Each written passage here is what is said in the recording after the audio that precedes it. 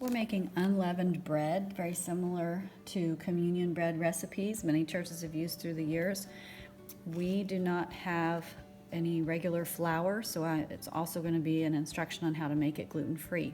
Typically, it's just oil, salt, water, and flour. In our case, because we don't have any flour, we haven't been to the store for a while, all we have is rice flour, and we're going to use that, but it's going to change the ingredients a little. So you start with 1 cup of flour. If it's rice flour, then add a tiny bit of cornstarch. This is a teaspoon, so maybe a half teaspoon of cornstarch and about a teaspoon of instant potato flakes. Then we're going to add just a tiny bit of guar gum because rice flour does not tend to stick together very much unless you give it a little help. So we're putting in just a tiny bit of guar gum so that it will stick together when we press it down flat. And so next, so we've got our cup of flour, and now we need a 1/3 cup of oil and a 1/3 cup of water. Put about 1/8 of a teaspoon of salt in and mix all the dry ingredients together. Then we're adding a 1/3 cup of oil. You can use any kind of oil. This happens to be coconut oil. You can stir this a little as you do. It's going to get clumpy. You can use a pastry cutter, but if you don't have one, just do it a little bit at a time.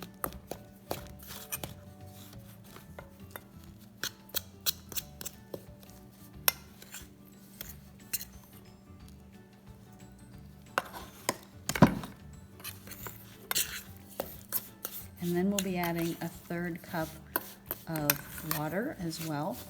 This will get everything moist. We will still add the water. Everything will work out okay. Now this is all moistened. It's holding a texture, getting crumbly, but it is moist. We're going to add the 1/3 cup of water. It may seem too wet, but it will work okay. Everything's blended well. I did add just a tiny bit more oil and a tiny bit more water, just because it seemed like I could use it when I went to form a ball in my hand. So now this is not as crumbly as it once was, and we're going to want just a spoonful to form somewhat of a ball. And pressing it down to make a very thin wafer, as many as you need. This some people would say this serves 6, some people might say it serves 12. It depends on what size you're making the balls, so it's up to you.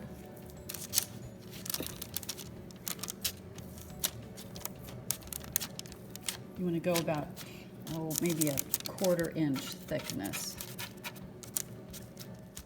All right, so we've made our small wafers here. Ours are about 3 inches across, and we could have made more, but this is what we did. This is sometimes pierced gently with a fork. Don't have to, but at 425, we'll bake these for about 10 minutes. At 10 minutes, it looks like we need a few more, so I'll set for another 5 minutes.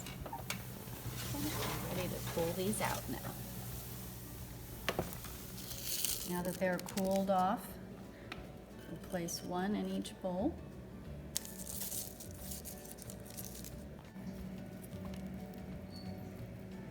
We can break it apart, and you can see it will hold together. So it is a little crispier, I guess you could say, as compared to unleavened bread with regular bleached white flour, but it is sticking together well, and this will make a great unleavened bread with the ingredients that we have.